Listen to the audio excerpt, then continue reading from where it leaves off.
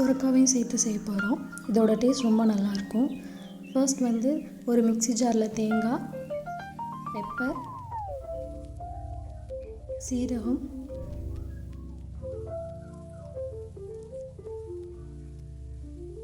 சோம்பு,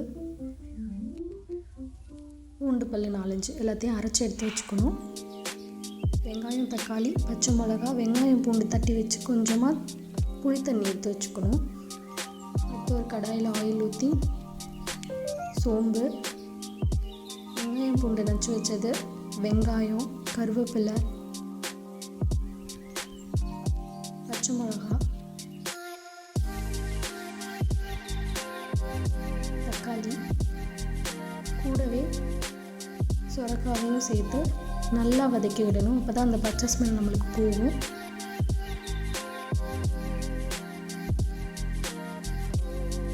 மஞ்சத்தூள் ஒரு 1/2 டீஸ்பூன் போட்டு நல்லா வதக்கி விடணும்.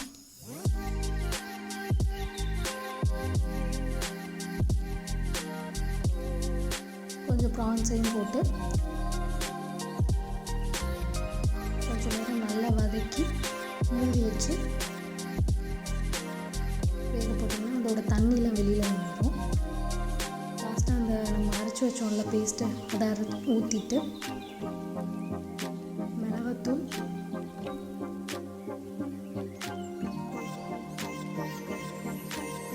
கொஞ்சமாக இந்த புளி தண்ணி வச்சுருந்தோம்ல அதையும் ஊற்றிட்டு கொதிக்க விட்டு இறக்க வேண்டியது.